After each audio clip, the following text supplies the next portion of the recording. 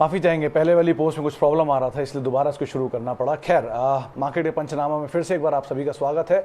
हमने अब तक बातचीत की बाजार को लेकर। बाजार आज थोड़ा प्रेशर में बंद हुआ, लेकिन एक शानदार दिन आज के सत्र में रहा। फार्मास्यूटिकल स्पेस के लिए एक जोरदार तेजी वहां पर बनते हुए दिखाई पड़ी। इसके अलावा आज दिन अच्छा था माफ कीजिएगा, रियल स्टेट स्पेस के लिए। इसके अलावा पावर और कैपिटल गुड स्पेस के लिए, जहां पर एक अच्छी खासी तेजी देखने को मिली। हालांकि आज थोड़ा प्रेशर जरूर देखने को मिला बैंकिंग एनबीएफसी स्पेस के अंदर, तो वहां पर आज दबाव रहा। लेकिन ओवरऑल आज का सेशन बेटर साइड पर रहा, और बेटर साइड पर जो कामकाज रहा उसमें फार्मास्यूटिकल जिनके पास था उनके लिए गोल्डन दिन कह सकते हैं। एक जोरदार तेजी वहां देखने को मिली।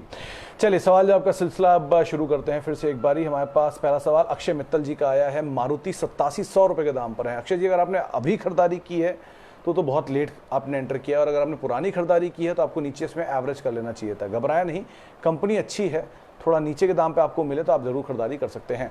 रोहित पहावा साहब पूछ रहे हैं आईटीआई और आईआरसीटीसी में क्या करें। आईआरसीटीसी होल्ड कर सकते हैं, आईटीआई भी नया हाई काट रहा है तो होल्ड ही कर सकते हैं, कोई खास दिक्कत नहीं है। लेकिन आईआरसीटीसी में एक रिस्क रहेगा स्टेक सेल का, वो कहाँ आता है उस पर डिपेंड करता है। लेकिन अदरवाइज रोहित जी, दोनों कंपनी ठीक ठाक है, आप होल्ड कर सकते हैं। फिलहाल के लिए इनमें कोई खास ट्रबल नहीं दिखाई पड़ रहा है। नवीन शुक्ला साहब पूछ रहे हैं एसबीआई में क्या करें। 192 के दाम पर हैं एसबीआई। नियर टर्म में 230-240 तक जाने की भी खबरें हैं, तो आप फिलहाल तो बने ही रह सकते हैं इसके अंदर। टोरेंट फार्मा, नौकरी व्यू इन नेक्स्ट वीक। देखिए, एक हफ्ते के तो निखिल जी कहना काफ़ी मुश्किल है, लेकिन हाँ, टोरेंट फार्मा के लिए आप ये मान के चलिए कि 3300 तक भी ये शेयर जा सकता है। नियर टर्म हो, लॉन्ग टर्म हो, मीडियम टर्म हो, मैं नहीं जानता, लेकिन जा सकता है ये जानता हूँ। तो आप एटलीस्ट बने रह सकते हैं टोरेंट फार्मा के अंदर। नौकरी भी ऑलरेडी बहुत भागा हुआ शेयर है, आपने किस भाव पे खरीदारी की ये कहना मुश्किल है, लेकिन फिलहाल के लिए आप दोनों में ही बने रह सकते हैं। आरती अग्रवाल का सवाल है औरबिंदो फार्मा पे। आरती जी, आपने खरीदारी किस भाव पे की कहना मुश्किल है, लेकिन जिन लेवल्स पे मार्च में था वहाँ से 3 गुना ऑलरेडी हो चुका है। तो अभी आपने अगर खरीदारी की है तो भी ठीक ठाक है, बहुत ज़्यादा गेन नहीं, लेकिन बने रह सकते हैं। और अदरवाइज भी ठीक ठाक कंपनी है।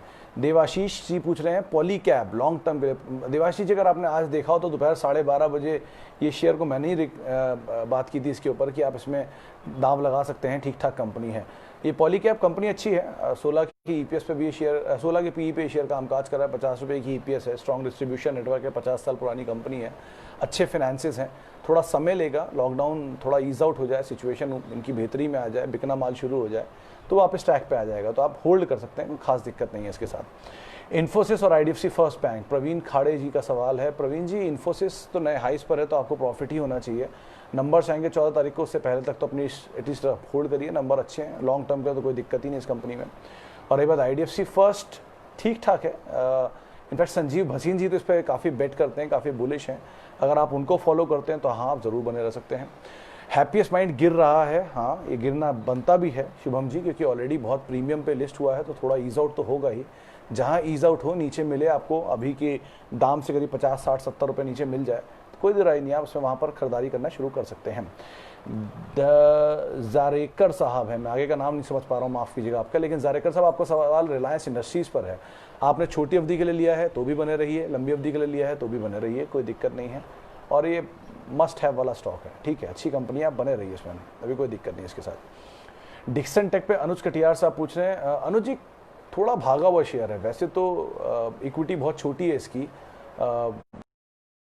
शेयर इतना महंगा है, लेकिन हाँ थोड़ा महंगा है अब क्योंकि इक्विटी बाजार में है नहीं, तो अब कोई भी दाम इसके साथ जस्टिफाइबल हो सकता है, इसलिए कंपनी ठीक है। लेकिन एक ही कंसर्न है कि थोड़ा महंगा शेयर है, थोड़ा भागा हुआ शेयर है। आप नीचे मिले तो आप ज़रूर होल्ड करें, ऊपर के स्तरों पर है तो भी एटलीस्ट निकलने तक का तो वेट कर ही सकते हैं। अंकित दुआ जी का सवाल है इंडसइंड बैंक को लेकर। अंकित जी, आज ही अभी थोड़ी पहले बात कर रहे थे संजीव जी, उनका ये कहना है कि आईडीएफसी फर्स्ट सुधरेगा, इंडसइंड बैंक सुधरेगा, क्योंकि वोडाफोन फेल नहीं होगा। अगर वोडाफोन फेल नहीं होता है तो जाहिर सी बात है इन नंबर्स में, इसके नंबर्स में सुधार आता हुआ दिखाई पड़ सकता है, तो आप हाँ बने रह सकते हैं इंडसइंड बैंक में। खरीदारी किस भाव पे की है वो थोड़ा जानना ज़रूरी है, लेकिन हाँ एटलीस्ट आप बने रहिए। इंडिगो पर शशांक एस सिंह साहब पूछ रहे हैं क्या किया जाए। शशांक जी, आपके पास 2000 पीसेज हैं 915 के दाम पे, तो मैं अज्यूम कर रहा हूँ आपका 2000 शेयर है 915 रुपये के दाम पर। एक HSBC की रिपोर्ट आई थी और उन्होंने इसके टारगेट्स 1200 किए हैं।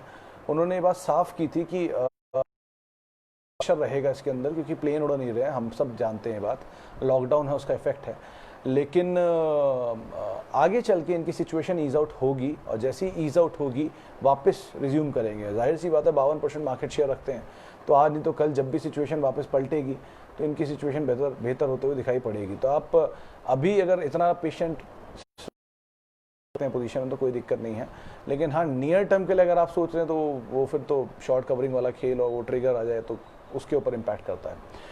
अच्छा, इसके अलावा और सवाल ले लेते हैं, साथ और सवाल है कोल इंडिया को लेकर मनीष जिंदल साहब पूछ रहे हैं लॉन्ग टर्म। अरे मनीष जी, थोड़ा गलत विकल्प है। वैसे तो ये कंपनी में बुराई नहीं है, दुनिया की सबसे बड़ी कोल प्रोड्यूसर है, लेकिन ऑब्वियस ही बात है गवर्नमेंट स्टेक तो कभी भी ऑफलोड होगा तो हायर लेवल पर जाने के बाद होगा।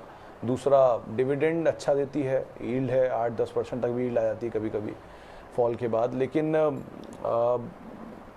इतने बड़े ट्रिगर्स नहीं है कि आप उसको लॉन्ग टर्म के लिए रखें। बहुत अच्छी कंपनियां अभी भी अवेलेबल है मार्केट में, आप उनको देख सकते हैं, उसमें लॉन्ग टर्म के लिए इन्वेस्ट कर सकते हैं। चलिए, फिलहाल तो अब इतने ही सवाल हम आज शामिल कर पाएंगे, समय का थोड़ा अभाव भी है और कुछ नेटवर्क का इशू भी है। आप हमारे साथ जुड़े, आपका बहुत बहुत शुक्रिया। जिनके हम सवाल नहीं ले पाए उनसे हम माफ़ी चाहेंगे। आप मेरे साथ जुड़ सकते हैं @Sumit Research, ये मेरा ट्विटर हैंडल है जहाँ पर आप मेरे साथ मौजूद रह सकते हैं। हैप्पी वीकेंड, नमस्कार।